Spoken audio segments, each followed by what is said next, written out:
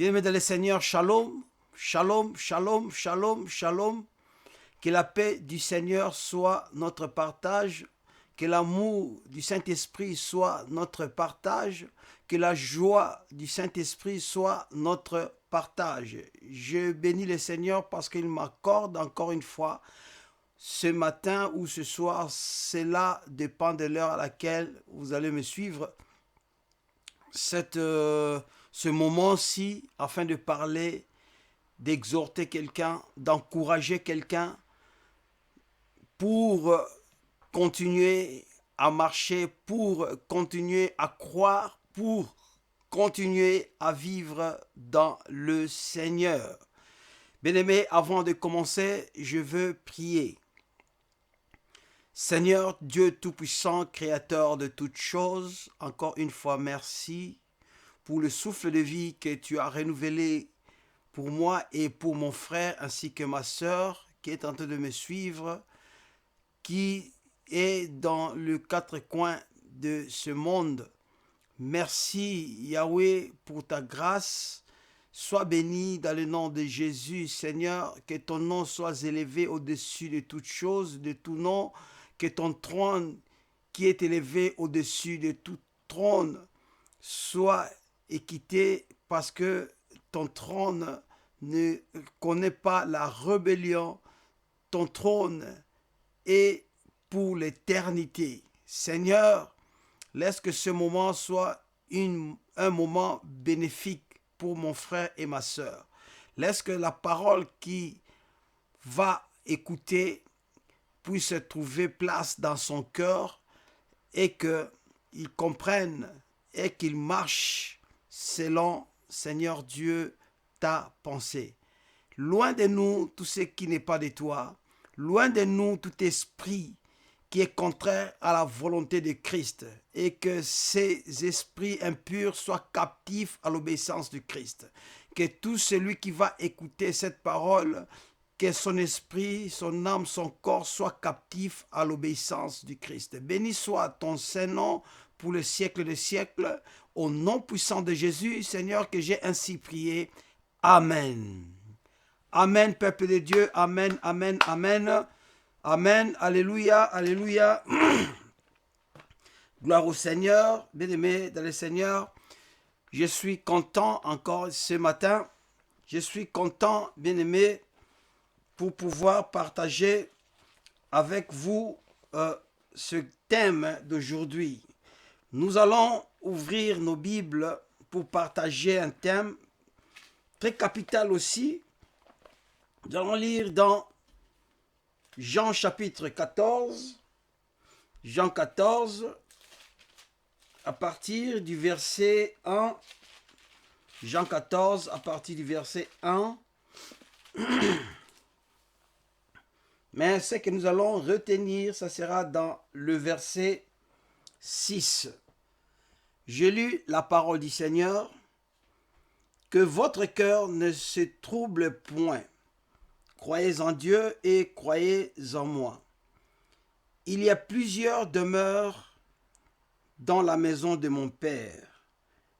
Si cela n'était pas, je vous l'aurais dit. Je vais vous préparer une place. Verset 3. Et lorsque je m'en serai allé et que je vous aurai préparé une place, je reviendrai et je vous prendrai. Je vous prendrai avec moi afin que là où je suis, vous y soyez aussi. Verset 4. Vous savez où je vais et vous en savez le chemin. Thomas lui dit, Seigneur, nous ne savons où tu vas, comment pouvons-nous en savoir le chemin? Verset 6, Jésus lui dit, je suis le chemin, la vérité et la vie. Nul ne vient au Père que par moi. Je reprends à partir du verset 4. Vous savez où je vais et vous en savez le chemin.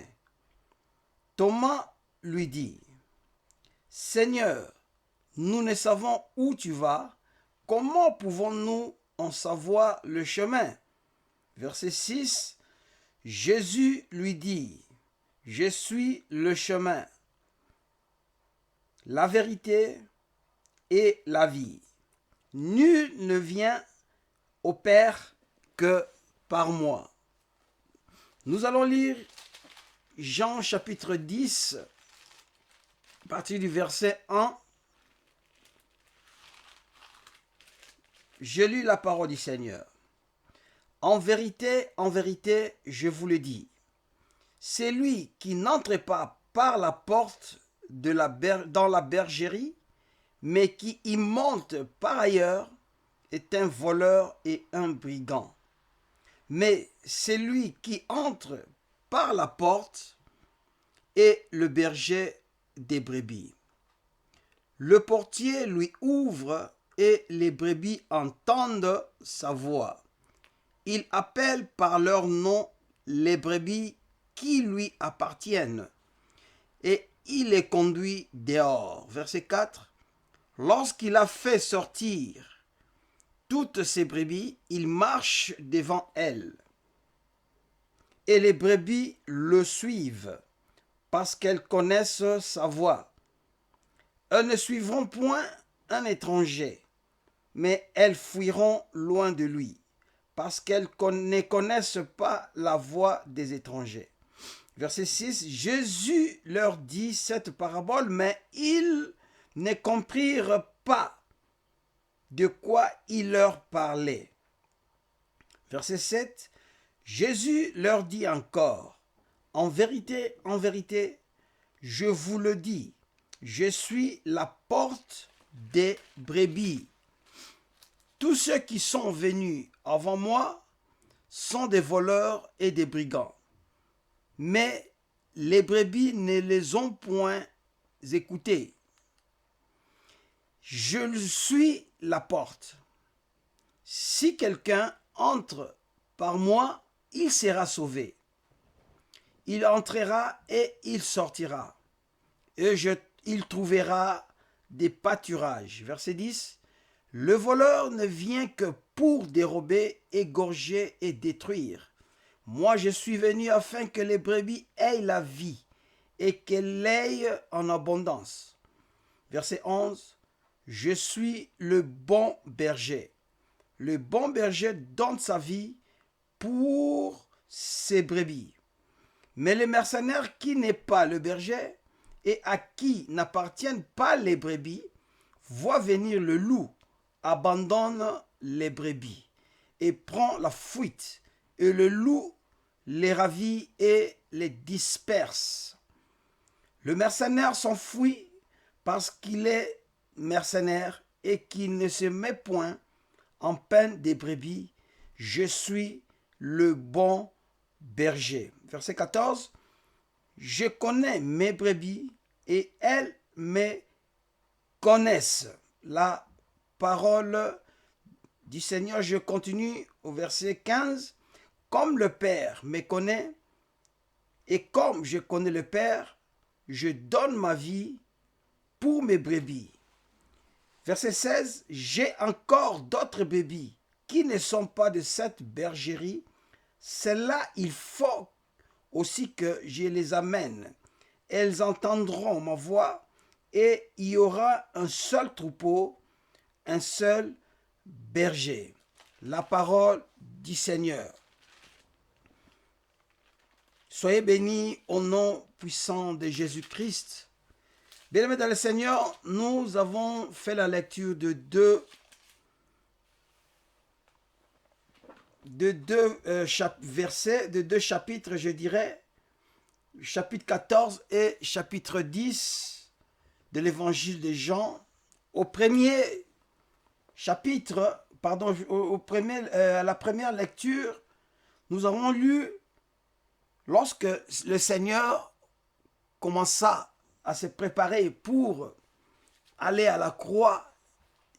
Le Seigneur avait voulu fortifier ses disciples.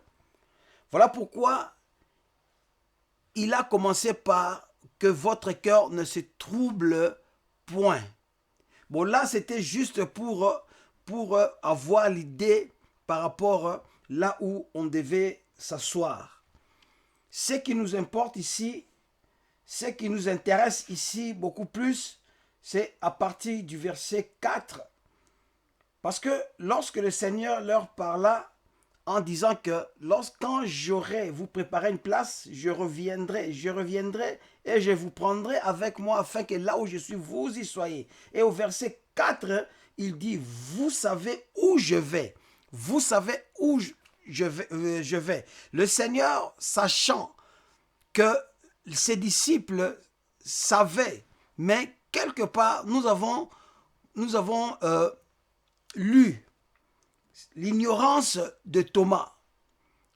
Thomas lui dit, parce que le Seigneur lui a dit, vous savez où je vais et vous en savez le chemin. Mais Thomas lui dit, Seigneur, nous ne savons où tu vas. Nous ne savons où tu vas. Or, par contre, c'est lui qui ne savait pas où le Seigneur allait. Parce qu'il dit comment il a pris la parole pour tous les disciples. Il dit, nous ne savons où tu vas, comment pouvons-nous en savoir le chemin? Le Seigneur était avec eux, le Seigneur a fait 3 ans avec eux, ils ont vu des miracles, des prodiges, ils ont vu la main du Seigneur, la gloire de Dieu. Excusez-moi. Mais ils n'ont pas compris ce que le Seigneur leur disait. Quelque part, ils n'ont pas compris qui était Jésus. Malgré Pierre avait dit, tu es le Seigneur, tu es le Fils du Très-Haut, c'est toi le Seigneur. Quelque part, ils avaient dit encore, tu es le Dieu, le Fils de Dieu.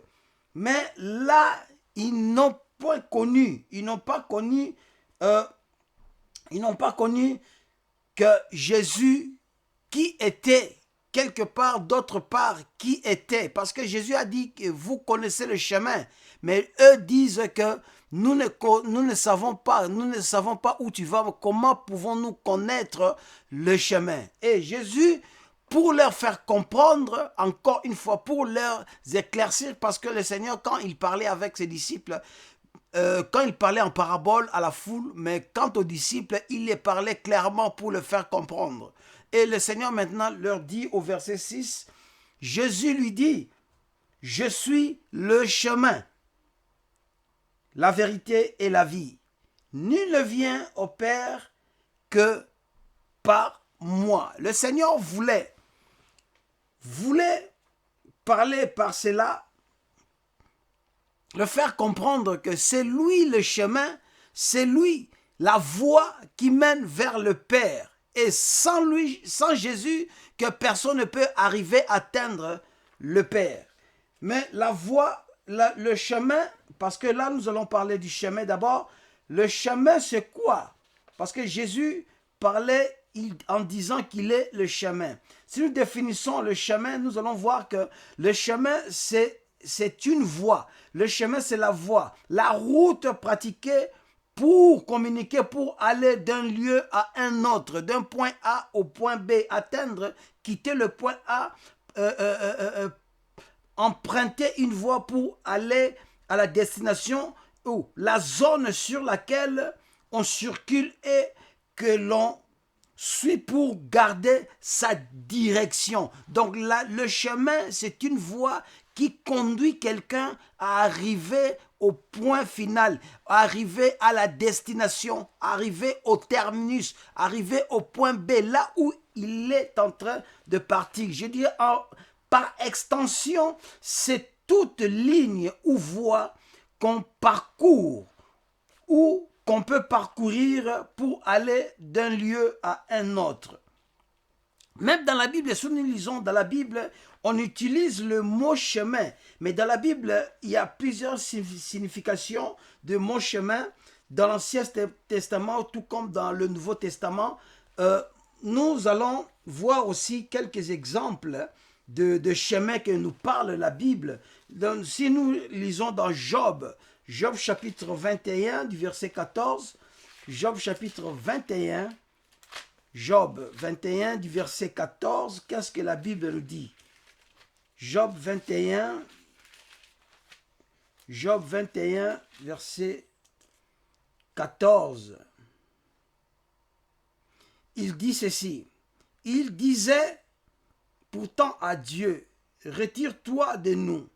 Nous ne voulons pas connaître tes voies. Nous ne voulons pas connaître tes voies. Le mot là, chemin, dans ce passage, a un sens de loi, a un sens de commandement. Nous ne voulons pas connaître tes lois. Nous ne voulons pas connaître tes commandements. Nous ne voulons pas connaître tes voies. Nous ne voulons pas marcher sur tes voies, sur ta voie. Nous ne voulons pas connaître tes commandements. Psaume chapitre 23 du verset 3, la Bible, qu'est-ce qu'elle nous dit? La Bible nous dit, il restaure mon âme, il me conduit dans les sentiers de la justice à cause de son nom. Il me conduit dans les sentiers de la justice. Lorsque la Bible parle des sentiers, là, il parle d'un chemin, il parle d'une voie, il parle des commandements du Seigneur, il parle des lois du Seigneur, que le Seigneur lui conduise. Le Seigneur lui conduit dans les lois, dans ces lois, dans les lois de la justice, dans le chemin de la justice. Alléluia. Et le chemin peut aussi désigner ou signifier la mort. Le chemin, comme dans Josué. Josué, lorsqu'il voulait partir, lorsqu'il voulait mourir, il était arrivé à la fin de ses jours. Si nous lisons dans Josué chapitre 23 du verset 14, 23 du verset 14, la Bible nous dit, voici, je m'en vais maintenant par le chemin de toute la terre. Reconnaissez de tout votre cœur et toute votre âme connue qu'aucune de toutes les bonnes paroles prononcées sur vous par l'Éternel, votre Dieu, n'est restée sans effet. Toutes se sont accomplies pour vous, aucune n'est restée sans effet. Voici, je m'en vais maintenant par le chemin de toute la terre, par le chemin de toute la terre. Là, Josué parlait de la mort. La mort, c'est la voie par laquelle tout être humain pouvait passer si le Seigneur le permet. Mais malheureusement, la mort n'est pas faite pour tout le monde. Tout le monde ne sera pas mort. Il y aura une catégorie de gens qui seront enlevés sans pour autant goûter à la mort. Il y en a aussi qui sont morts. Et jusqu'à présent, tout le monde n'est pas mort parce qu'il y avait Élie, il y avait Enoch qui n'avaient pas goûté à la mort. La Bible déclare qu'ils étaient enlevés. Le Seigneur les avait enlevés. Mais là, Josué parlait de la mort, la voie de toute la terre. Et pareil, lorsque tu lis dans 1 Roi chapitre 2, c'est pareil même dans Job 16, 22. Dans le Nouveau Testament, le mot chemin s'applique à l'enseignement apporté par Jésus-Christ. Et si nous lisons Matthieu chapitre 22, Matthieu chapitre 22, du verset 16, Matthieu 22, verset 16, la Bible dit, ils envoyèrent auprès de lui leurs disciples avec les Hérodiens qui dirent, Maître, nous savons que tu es vrai et que tu enseignes la voie de Dieu selon la vérité, sans t'inquiéter de personne, car tu ne regardes pas à l'apparence des hommes. Maître, nous savons que tu es vrai et que tu enseignes la voie de Dieu selon la vérité et que tu enseignes la parole de Dieu selon la vérité et que tu enseignes les oracles de Dieu selon la vérité. Là, nous voyons que le chemin, qu'ils disent le mot chemin, nous parle des enseignements de Christ, pas des enseignements, c'est-à-dire sa révélation, son évangile. Voilà le véritable chemin qui conduit à Dieu. La parole du Seigneur, c'est le chemin par lequel nous conduisent à Dieu. Dans les actes des apôtres aussi, le mot voie devient fréquemment synonyme de l'évangile. De l'évangile. Alléluia. Et maintenant, bien aimé dans le Seigneur, maintenant là, dans le sens de Jean chapitre 14, maintenant là, dans le sens de Jean chapitre 14 du verset 6, ce mot chemin est appliqué à Jésus. Ce mot chemin n'est pas appliqué ni à l'évangile, ni à la voie de la mort, mais appliqué à Jésus lui-même, parce que lui-même, Jésus l'a déclaré. Lui-même, c'est la déclaration de Jésus lui-même. Sa déclaration est que je suis le chemin. Je suis le chemin. Et ce mot, nul ne vient qu'au Père que par moi, nul ne vient au Père que par moi, qui suit la phrase, qui suit l'idée du Seigneur pour faire comprendre que c'est lui, la voie. Donc le Seigneur l'avait dit déjà avant, aussi dans Jean chapitre 10 que nous avons lu, bien aimé dans le Seigneur. La voie là que nous sommes en train de voir, c'est Jésus-Christ, le chemin. Pourquoi le Seigneur a-t-il parlé ainsi ou répondu ainsi à Thomas? Parce que Thomas avait posé la question, Thomas avait dit au Seigneur, mais comment pouvons-nous connaître le chemin? N'eût été cette question, peut-être ils allaient être dans l'ignorance, bien aimé dans le Seigneur. Je voulais, ce matin, bien aimé dans le Seigneur, nous expliquer au moins quelque chose, parce que tout le monde cherche une voie. La Bible dit, le monde dit que tout chemin mène à Rome. Je suis à Lyon, je suis en France. Pour aller à Rome, je peux emprunter toutes sortes de voies, mais la finalité, je vais atteindre la ville de Rome. Je peux passer par Turin, je peux passer par Milan, je peux passer par Marseille pour atteindre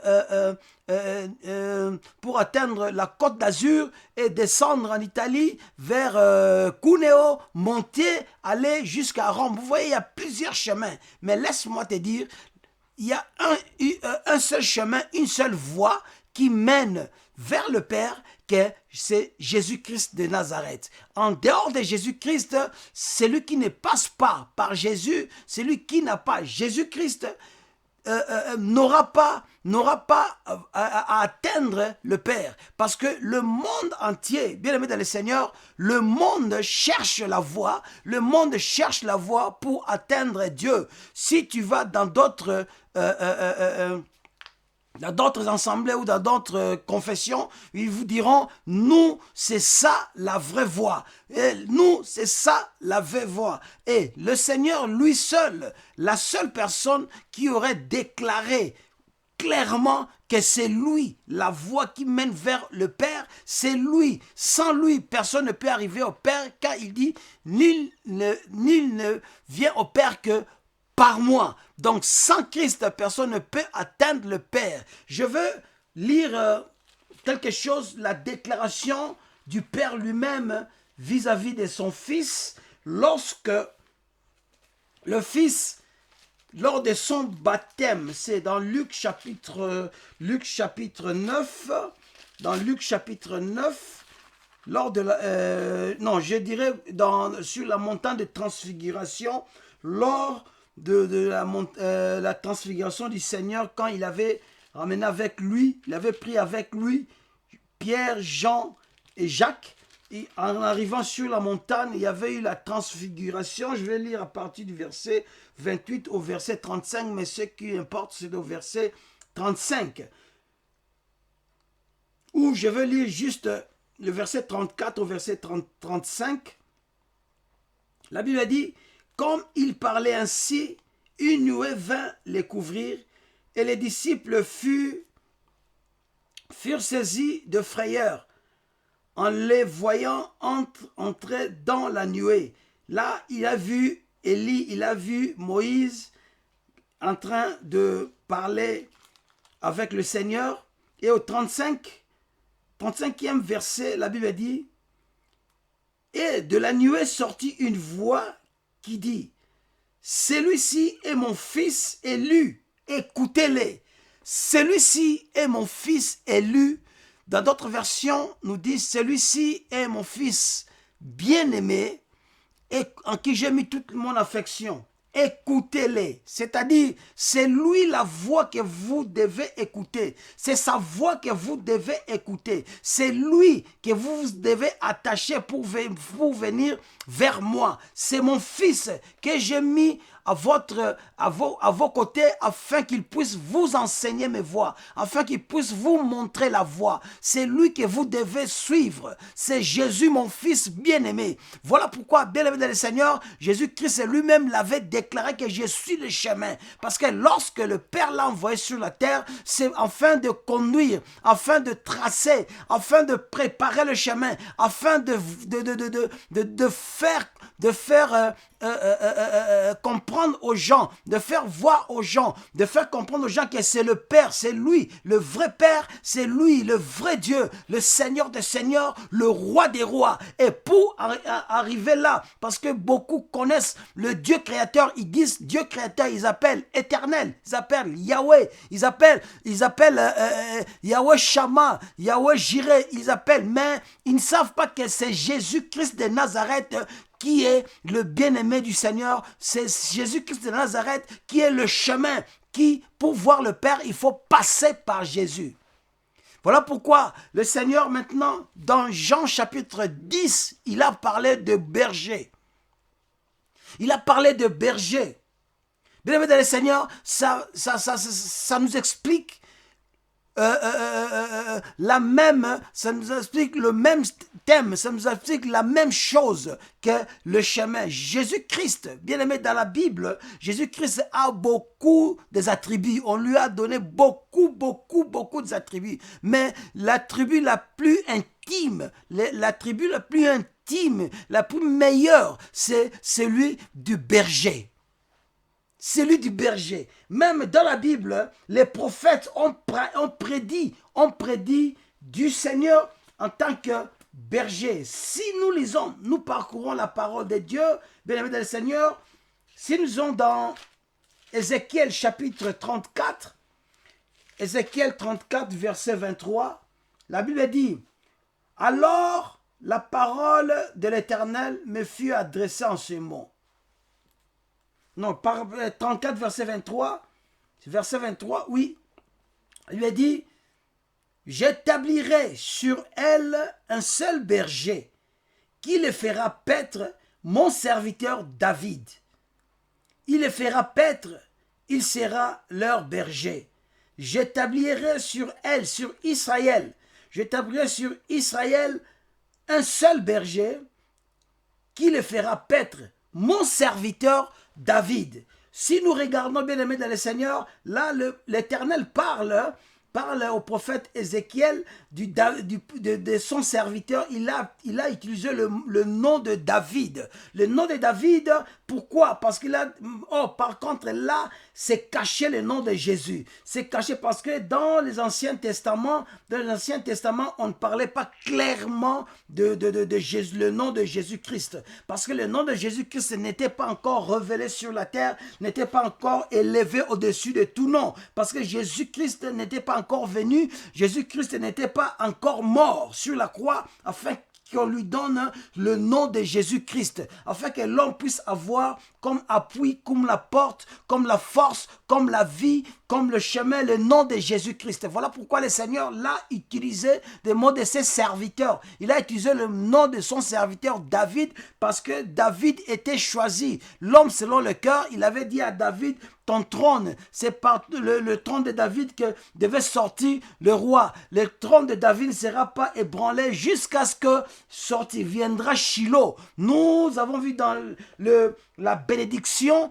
des enfants d'Israël. Je parle à l'occurrence, je parle de Juda. Lorsqu'on bénissait Juda, Jacob dira, ton trône sera toujours équité jusqu'à ce que viendra Shiloh. Oh, le Shiloh là, c'est qui? Le Shiloh, c'est Jésus-Christ de Nazareth. Il parlait de Jésus-Christ de Nazareth. Et ce trône-là, c'est là où était sorti David. C'est le trône là, lorsque le Seigneur a détruit, voulait séparer, diviser Israël à cause du péché de Salomon. Il dit à Salomon, à cause de mon serviteur David, je conserve Juda. À cause de la prophétie, à cause d'alliance, je conserve l'alliance que j'ai faite avec ton père David. Je le conserve parce que c'est de David que sortira des rois, c'est de David que sortira Shiloh. Voilà pourquoi il a utilisé le nom de David. Si nous allons même dans le livre d'Apocalypse, nous allons voir qu'on l'appelle le rejeton de David. C'est-à-dire, il sortit de David. Voilà pourquoi l'Éternel parla de David. Mais là, il parle de Jésus-Christ comme berger.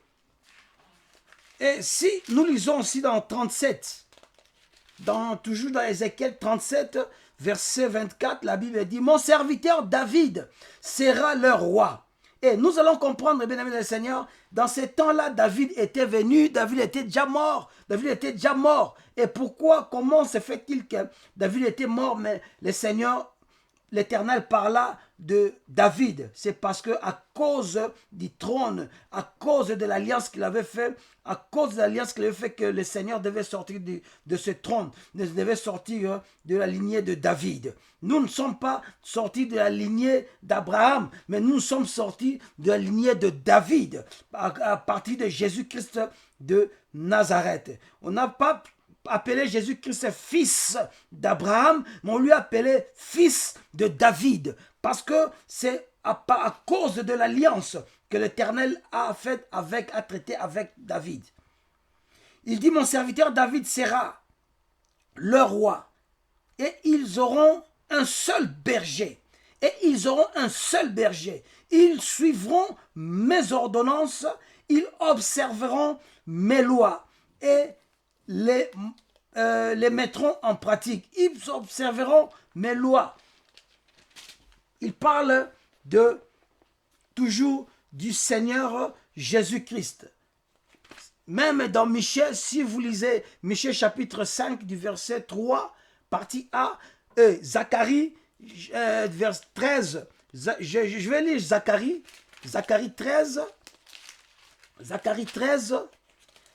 du verset 7, Zacharie 13, du verset 7, la Bible dit, épée, lève-toi sur mon berger et sur l'homme qui est mon compagnon, dit l'Éternel des armées. Frappe le berger et que les brebis se dispersent.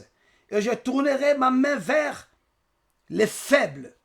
Épée, lève-toi sur mon berger et sur l'homme qui est mon compagnon, dit l'Éternel des armées. Frappe le berger et que les brebis dispersent. Là, c'était la prophétie de Zacharie pour Christ qui devait mourir sur la croix. Et nous allons voir que Jésus-Christ même dans Matthieu chapitre 26 avait répété la même prophétie, car c'est lui, le berger qu'on devait frapper, afin que les brebis puissent être dispersées. C'était dans le jardin de Gethsémane que cette prophétie s'est accomplie. C'est dans cette prophétie que c'est accompli. Matthieu chapitre 26. Matthieu chapitre 26 Matthieu chapitre 26 du verset 31. La Bible dit, alors Jésus leur dit, je serai pour vous tous cette nuit une occasion de chute, car il est écrit, je frapperai le berger et les brebis du troupeau seront dispersées. Donc vous voyez, donc dans tout l'Ancien Testament, on parlait du berger. Les prophètes ont prophétisé sur Christ en tant que berger. Même dans le Nouveau Testament, on nous parle de berger. Mais quand en Jean chapitre, bien aimé, la Bible attribue plusieurs titres à Christ, mais mais dans toutes les attributs, il se peut que toutefois l'attribut de berger est l'attribut la plus intime, la plus intime, la plus touchante que le Seigneur lui-même s'est expliqué, a donné cela clairement. C'est on a parlé clairement de Jésus-Christ. Donc c'est dans Jean chapitre 10, le mot berger, la tribu de berger.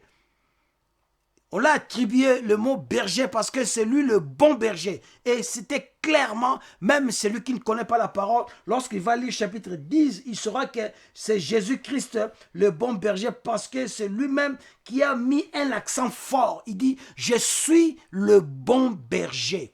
Je suis le bon berger. Je suis le chemin. Je suis le bon berger, le véritable, le vrai berger.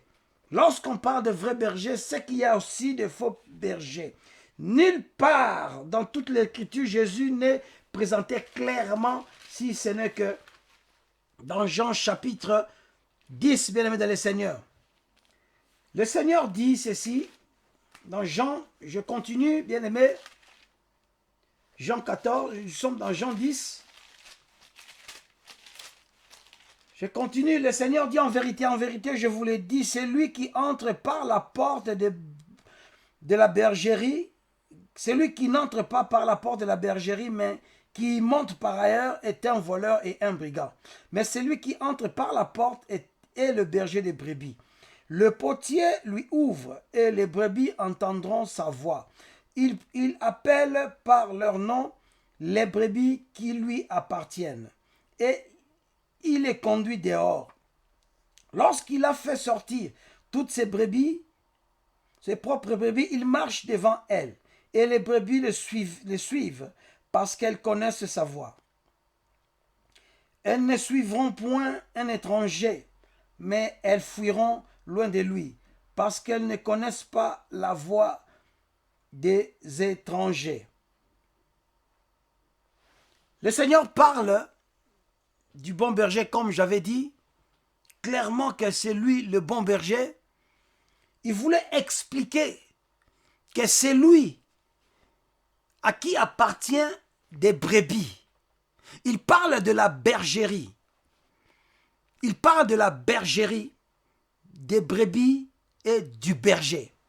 Dans les temps anciens, bien aimé dans le Seigneur, de la Palestine, il y avait beaucoup de bergers.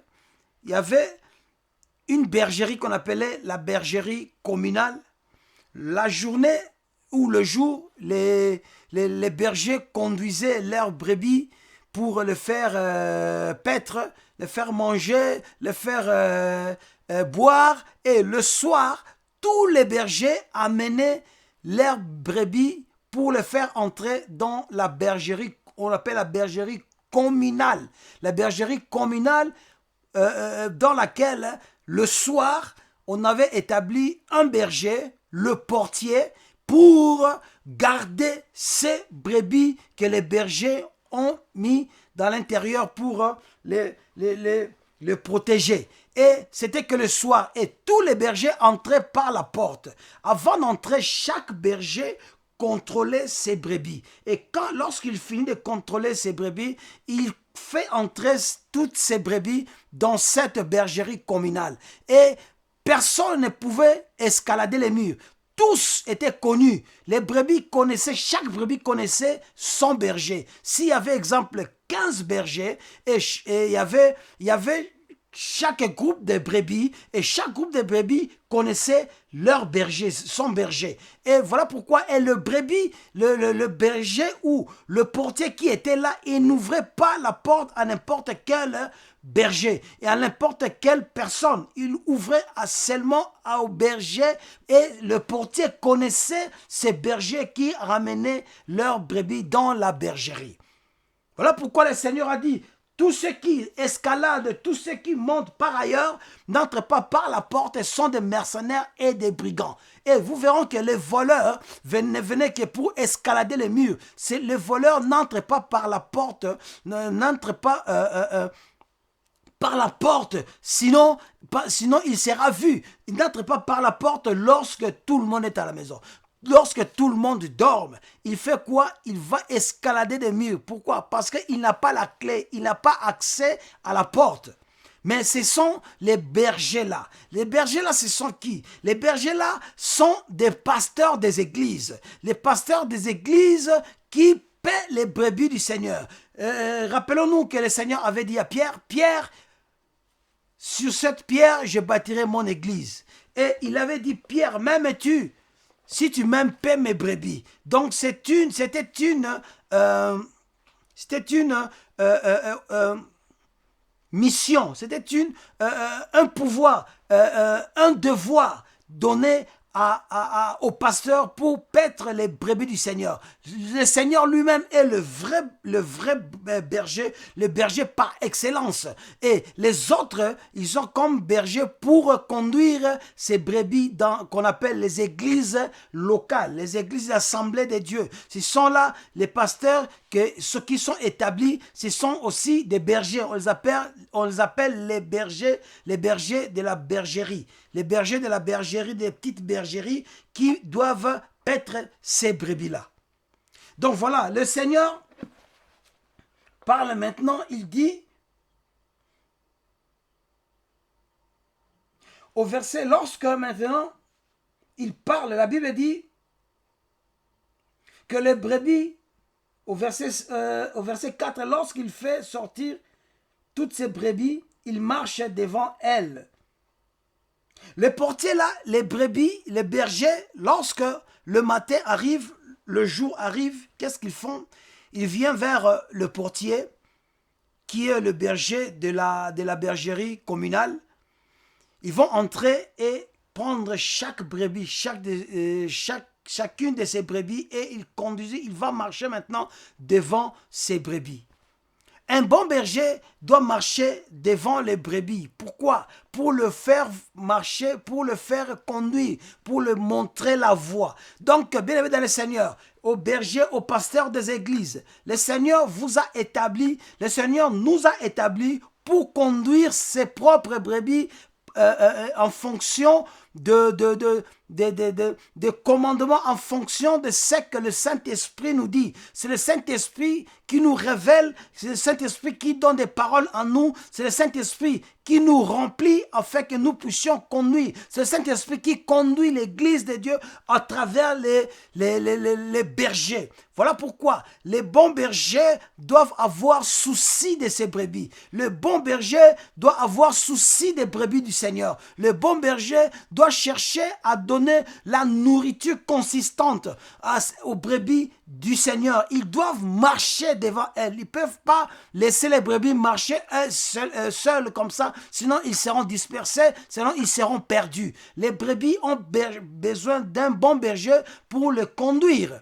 Nous sommes là établis par le Seigneur pour, la Bible dit que les ministres de Dieu, c'est un don pour le perfectionnement des saints, pour le perfectionnement des saints, de l'Église, c'est-à-dire pour montrer la voie du Seigneur. Le Seigneur est esprit, le Seigneur nous a établis pour montrer aux brebis du Seigneur la voie à suivre. Les brebis là, ce ne sont pas nos brebis. Les brebis là, d'ailleurs, nous n'avons pas de brebis, ce sont les brebis du Seigneur parce que le Seigneur a dit à Pierre, Pierre, si tu m'aimes, paie mes brebis.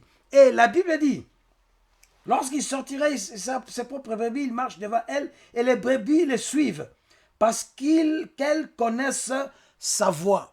Parce qu'elles connaissent sa voix. Nous voyons même un chien bien aimé dans le Seigneur, lorsque son maître arrive, il connaît bien son maître.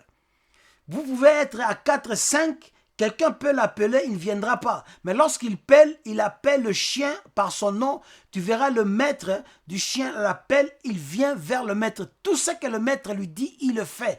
Si le maître lui dit de courir, il court. Si le maître dit assieds-toi, il s'assit. Si le maître dit allons, il part avec le maître. Donc il suit là partout où le maître est. C'est ça, ce que la brebis doit faire. Suivre la voie du berger. C'est-à-dire, suivre les enseignements de Jésus-Christ. Là, je parle de bons bergers. Là, je parle de vrais bergers, des pasteurs authentiques qui ont souci, qui pratiquent, qui travaillent pour le Seigneur. Donc, ils doivent enseigner les enfants de Dieu la voie du Seigneur. Ils doivent enseigner aux enfants de Dieu, aux brebis du Seigneur. Cela veut dire quoi? Ça veut dire qu'ils les nourrissent des aliments spirituels qui vont le traiter pour avoir une bonne santé. Voilà. Donc, ils les suivent. Pourquoi? Parce qu'ils connaissent la voie du berger.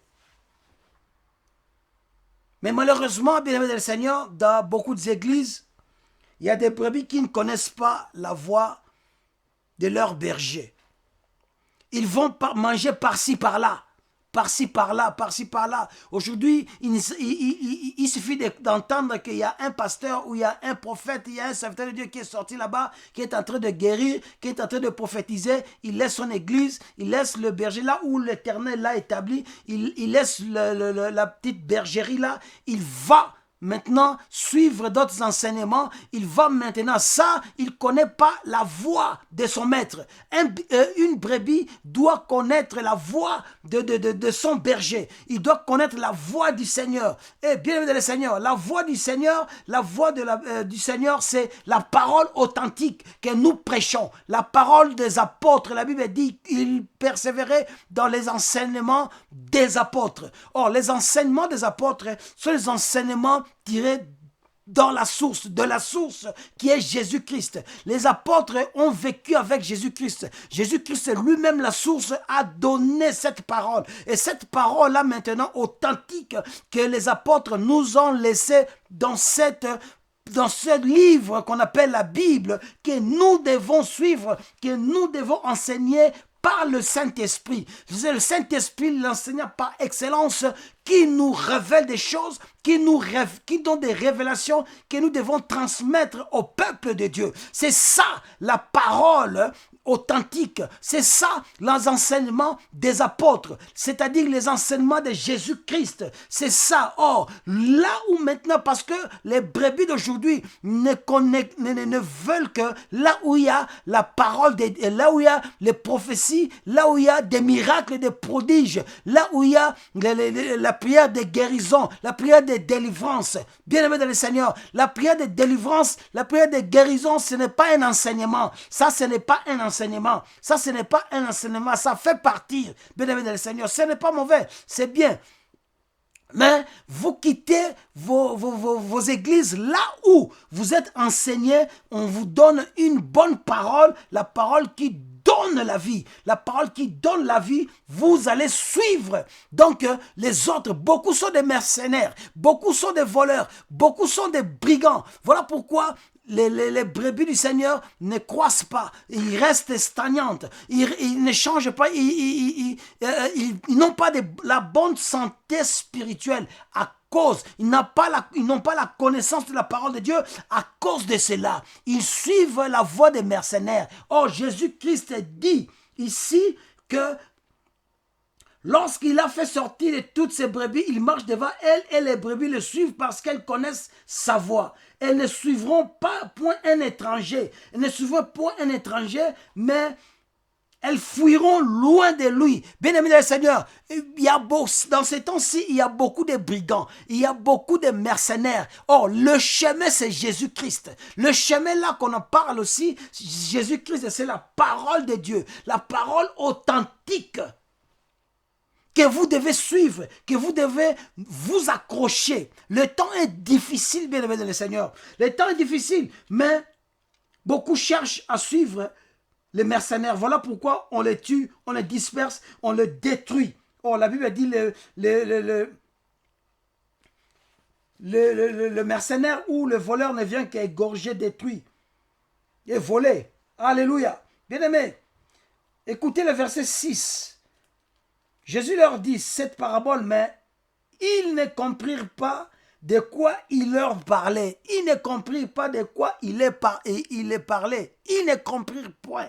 C'est pareil avec ce qu'on avait lu dans Jean chapitre 14 du verset 5. Thomas n'avait pas compris ce que le Seigneur leur disait.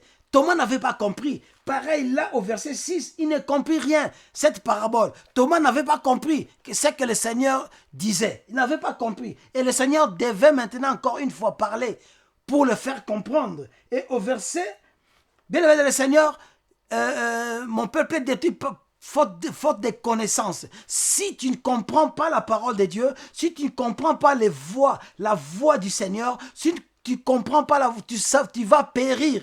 Tu vas périr, bien-aimé le Seigneur. Tu sortiras de la bonne voie et tu vas périr. Comme là, il n'avait pas compris et Jésus-Christ était obligé de parler encore. Il dit, en vérité, je vous le dis, je suis la porte des brebis. Il parle maintenant clairement encore une fois. Il dit, malgré qu'il avait dit, je suis le bon berger, mais il dit encore, en vérité, je vous le dis, je suis la porte. Dans la porte là de la bergerie, c'est Jésus-Christ. Voilà pourquoi il a dit que tous ceux qui sont venus avant moi sont des voleurs et des brigands. Mais les brebis ne les ont point écoutés. Tous ceux qui sont venus avant moi sont des voleurs et des brigands. Qui sont des voleurs? Qui sont des brigands? Les voleurs et des brigands que parle le Seigneur, ce sont des faux prophètes, ce sont des faux pasteurs, ce sont des faux docteurs, ce sont des faux serviteurs de Dieu. Ce sont là des voleurs et des brigands. Il vient que pour dérober, il vient que pour détruire, il vient que pour amasser, il vient que pour... Ils travaillent pour leur ventre, ils travaillent pour leur bien, ils travaillent pour leur gain. Ils ne travaillent pas pour le gain du ciel, ils ne travaillent pas pour le bénéfice du royaume, ils ne travaillent pas pour la vie des brebis, ils ne travaillent pas pour le gain, le bénéfice du Seigneur Jésus, mais ils travaillent pour leur propre ventre. Ils travaillent pour leur maître, qui est Satan, qui est le diable, qui est le serpent ancien, qui est le dragon. Ils ne sont pas des serviteurs de Dieu. Ils sont des menteurs, ils sont des voleurs, ils sont des brigands. C'est faux. Les faux que vous suivez. Bien-aimé dans le Seigneur, il dit, je suis la porte. Jésus-Christ déclare encore, il dit, je suis la porte. Comme il avait dit, je suis le chemin. Il dit, je suis la porte. Oh, la porte, c'est une issue à travers lequel on peut passer, c'est-à-dire entrer et sortir. C'est par la porte qu'on entre, c'est par la porte qu'on sort. On monte pas le mur, on escalade pas les murs, on saute pas par le mur, on n'entre pas par le mur, on sort pas par le mur, mais on entre par la porte, on sort par la porte. Jésus-Christ dit, il est la porte du royaume des cieux, la porte du royaume des dieux, la porte de la gloire des dieux. Il est le chemin de la gloire des dieux. Si tu veux atteindre le Père, tu dois passer par ce chemin, tu dois entrer par cette porte, Jésus-Christ. Il dit, si quelqu'un entre par moi, il sera sauvé. Si quelqu'un entre par moi, il sera sauvé. En dehors de la porte, en dehors de Jésus-Christ, tous ceux qui passent outre, sont morts, ne seront jamais sauvés. Ils ne seront pas sauvés. Il faut passer par la porte qui est Jésus-Christ. Il faut passer par ce chemin qui est Jésus-Christ. Si tu as besoin, bien-aimé dans le Seigneur, tout ce que tu auras besoin sur cette terre, tout ce que tu auras besoin, bien-aimé dans le Seigneur, je parle maintenant des choses terrestres. Si tu as besoin de tout ce que tu auras besoin, c'est par ce chemin que tu dois passer. C'est par cette porte que tu dois passer, par Jésus-Christ. Si tu as besoin du mariage, c'est Jésus-Christ. Parce que si tu as le mariage par Jésus-Christ, tu seras heureux. Parce que la Bible déclare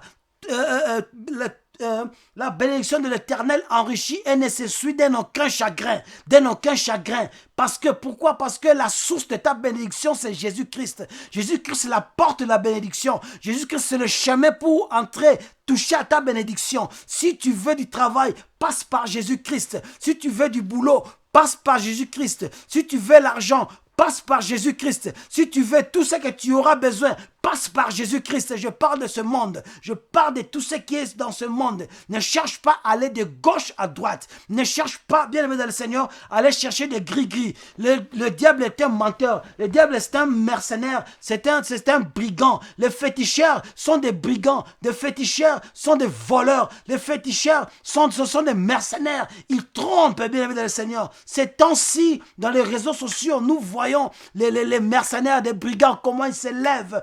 Ils n'ont plus honte, ils ne se cachent plus. Ils font la propagande de leur maître, Satan. Ils disent, ils proclament clairement, on donne des portefeuilles magiques. Nous, on ne tue pas. Bien aimé, le diable est un. Le diable n'est pas deux. C'est le même diable qui opère en Afrique, c'est le même diable qui opère en Europe, c'est le même diable qui opère en Asie, c'est le même diable qui opère en Amérique, c'est le même diable qui opère dans l'Océanie. C'est comme Dieu, il y a un seul Dieu qui opère dans toutes les races, que personne ne te trompe. Bien-aimés dans le Seigneur, faisons très gaffe. Faisons gaffe, très attention, parce que ce temps est mauvais. Comment se fait-il qu'un enfant de Dieu laisse la voie propre, laisse la porte de Jésus pour aller chercher, passer par une autre porte, pour chercher la bénédiction, pendant que Jésus-Christ est la bénédiction par excellence. Jésus-Christ, c'est la bénédiction, le créateur de toutes choses. C'est Jésus-Christ qui donne les enfants. C'est Jésus-Christ qui donne le mariage. C'est Jésus-Christ qui donne le travail. C'est Jésus-Christ qui donne la santé. C'est Jésus-Christ qui donne tout ce que nous avons besoin. Tout ce que nous avons besoin. D'ailleurs, il a dit, tout ce que vous demanderez en mon nom, en priant, quoi que vous l'avez reçu, et vous le verrez s'accomplir. Pourquoi? Parce que c'est par Jésus-Christ que nous sommes bénis. D'ailleurs, il a dit que Dieu a tant aimé le monde. Jean 3, chapitre 16. Car Dieu a tant aimé le monde. Car Dieu a tant aimé le monde qu'il a donné son Fils unique, afin que quiconque croit en lui ne périsse point, mais qu'il ait la vie en abondance, mais qu'il ait la vie éternelle. Dieu nous a bénis par Jésus-Christ pour avoir une vie en abondance. Une vie en abondance, bien-aimé dans le Seigneur. Une vie en abondance. Il dit, continue, Dieu en effet n'a pas envoyé son Fils dans le monde pour qu'il juge, mais pour que le monde soit sauvé par lui. Soit sauvé par lui, bien-aimé du Seigneur. C'est lui qui croit en lui n'est point jugé, mais celui qui ne croit pas est déjà jugé parce qu'il n'a pas cru au Fils unique de Dieu. Au Fils unique de Dieu. Dieu a envoyé son Fils unique afin que nous soyons sauvés par lui. Voilà pourquoi le Seigneur a dit que celui qui entre par moi, il sera sauvé. Bien aimé, celui qui entre par Jésus, celui qui passe par Jésus, il demande par Jésus, il aura tout ce qu'il va demander, il l'aura. Et laisse-moi te dire que Dieu fait toutes ces choses en son temps. Bien aimé dans le Seigneur, Jésus-Christ, il a dit qu'il est la porte. Il est la porte. Il entrera, il sortira et il trouvera des pâturages. Il dit le voleur ne vient que pour dérober, égorger et détruire. Moi, je suis venu afin que les brebis aient la vie et qu'elles aient en abondance. Moi, je suis venu afin que les brebis aient la vie et qu'elle ait en abondance. C'est qu'elle vit en abondance. Tout ce qui est sur terre, la Bible dit, vous serez bénis dans ce siècle présent et dans le futur, c'est-à-dire dans le royaume des cieux. Nous avons la vie éternelle par Jésus-Christ. Sur cette terre, nous sommes bénis par Jésus-Christ, une vie en abondance, la bonne santé, le travail, tout ce que nous avons besoin. Oui, nous serons aussi atteints par la maladie, mais le Seigneur guérit. Nous serons combattus, touchés, mais le Seigneur va délivrer. Pourquoi? Parce qu'il est le bon berger. C'est le bon berger qui garde. C'est le bon berger qui protège. Le bon berger qui protège. Il dit, je suis le bon berger. Le bon berger donne sa vie pour ses brebis. Le bon berger donne sa vie pour ses brebis. Mais le mercenaire qui n'est pas le berger et qui n'appartient pas les brebis voit venir le loup, abandonne les brebis et prend la fuite. Et le loup les ravit et les disperse. Le mercenaire s'enfuit parce qu'il est mercenaire et il ne se met point en peine des brebis. Je suis le bon berger. Je suis le bon berger. Encore une fois, il répète qu'il est le bon berger. Il répète qu'il est le chemin. Il répète qu'il est la porte. C'est lui la porte. Le bon berger. Il dit que le bon berger donne sa vie pour ses brebis. Nous avons vu combien Jésus a donné sa vie. Jésus a laissé son trône en tant que Dieu. Il est venu, il s'est incarné, il a pris le corps humain, il a souffert, il a porté nos péchés, il est devenu péché afin que nous ayons la vie. Il a donné sa vie pour que nous ayons la vie. Quel c'est Dieu, quel est le Dieu là merveilleux qui a partagé sa sainteté à l'homme. Il a accepté de partager. Jésus a l'esprit de partage. Jésus n'est pas égoïste. Un bon berger n'est pas égoïste. Il donne sa vie pour ses brebis. Il fait nourrir d'abord ses brebis et lui après. Mais les pasteurs d'aujourd'hui, les pasteurs d'aujourd'hui s'enrichissent. Ils s'enrichissent, beaucoup d'argent, de grandes villas, de grosses voitures, beaucoup d'argent. Ils s'habillent bien, mais tu verras tous ceux qui sont à côté de lui, ses collaborateurs sont des pauvres, des mendiants. Ils n'ont pas de voiture, ils n'ont rien. Mais eux, ils font que s'enrichir. Ils font que s'enrichir. Ils font que s'enrichir. Ils sont en train de dérober les enfants de Dieu. Ils sont en train de détruire les enfants de Dieu. Eux seulement s'enrichissent. Ces sont-là, ils n'ont pas, comme dit au verset... Il dit au verset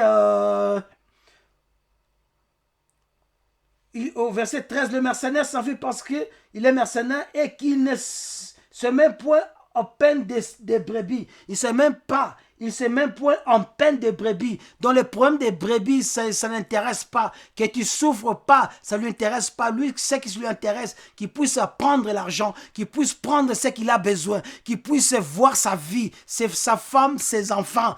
Point barre. Mais il n'a pas la peine des brebis. Mais le bon berger donne sa vie. Il y a des hommes de Dieu qui donnent leur vie pour les brebis du Seigneur. Ils gênent pour les brebis du Seigneur. Ils cherchent par-ci, par-là des feux, font des recherches. Ils prient pour avoir des prédications et pour avoir des enseignements, comment ils doivent enseigner. Ils se soucient de la vie des brebis. Ce sont là des bons bergers. Ce sont là des bergers que le Seigneur cherche. Ce sont là. Ils suivent la voie de leur maître. Ils marchent, c'est le bon berger, doit marcher. Le bon pasteur, le bon berger, le bon pasteur, le bon serviteur de Dieu doivent marcher sur les traces du bon berger qui est Jésus-Christ de Nazareth. Il dit au verset 14, « Je connais mes brebis et elles me connaissent. Comme le Père me connaît et connaît... comme je connais, comme le Père me connaît et comme je connais le Père, et je donne ma vie pour mes brebis. » Verset 16, « J'ai encore d'autres brebis qui ne sont pas de cette bergerie. Celles-là, il faut aussi que je les amène.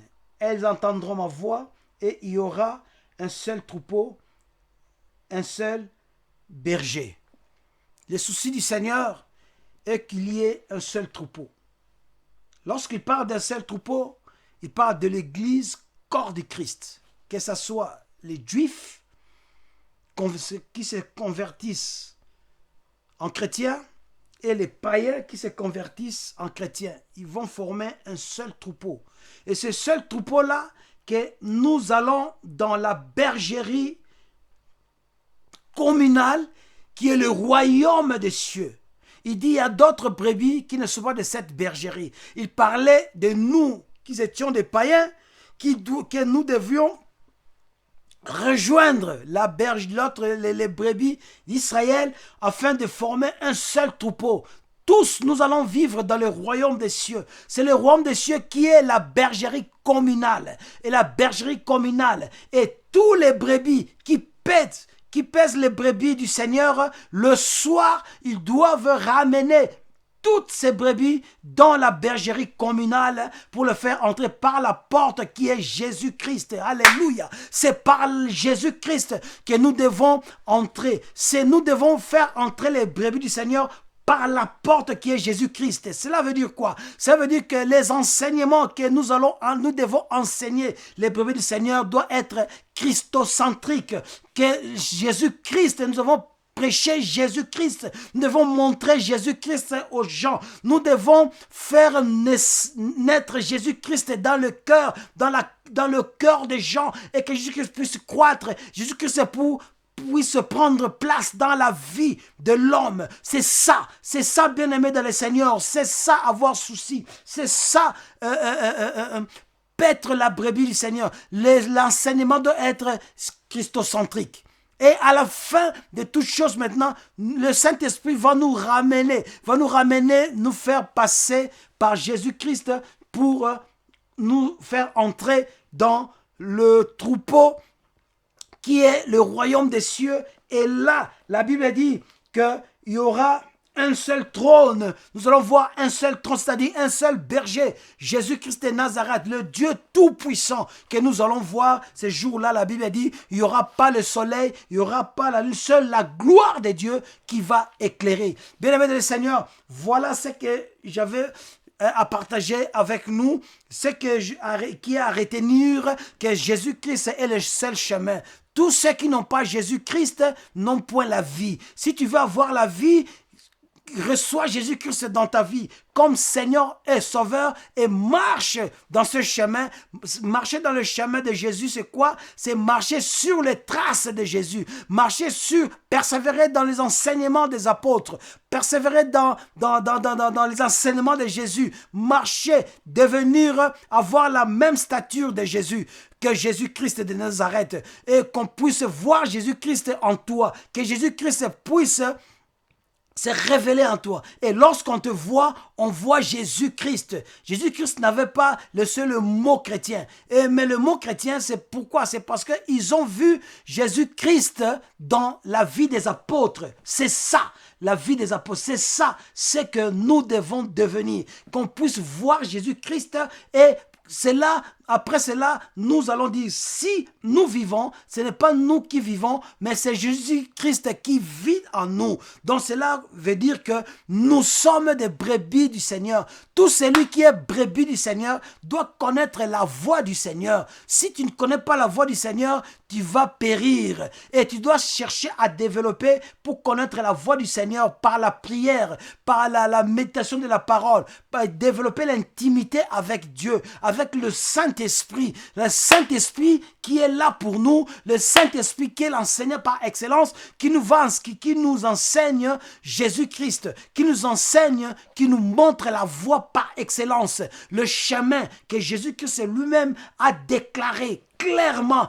qui c'est lui le chemin. Nul ne peut venir au Père que par moi, nul ne peut, si quelqu'un n'entre pas par moi, ne sera pas sauvé. Comme il a dit dans Jean, nous avons lu Jean 3, que nous ayons la vie. Jésus-Christ est venu afin que nous ayons la vie et une vie en abondance. Que nous soyons sauvés par Jésus-Christ. Nous sommes sauvés par Jésus-Christ. Ne cherche pas d'autres chemins. Ne cherche pas d'autres voies. Ne cherche pas d'autres voies, bien-aimés dans le Seigneur. Le seul chemin, la seule voie, la seule porte, le seul berger, la seule bergerie, c'est Jésus-Christ de Nazareth. Si tu as Jésus-Christ, et continue par la foi, marche dans la foi avec Jésus-Christ, marche avec Jésus-Christ, tu sauras, tu vas réussir dans tes voies. Que le Seigneur te bénisse abondamment. Seigneur, je bénis ton Saint-Nom, je bénis ta parole parce que tu es Dieu. Merci Saint-Esprit parce que tu as glorifié Jésus au travers de cette parole. Encore une fois, Jésus-Christ soit élevé dans nos vies. Tu nous as fait comprendre que Jésus-Christ seul est le chemin, la vérité et la vie. Nous qui avons Jésus, aide-nous Saint-Esprit à conserver ce chemin, à toujours entrer par cette porte.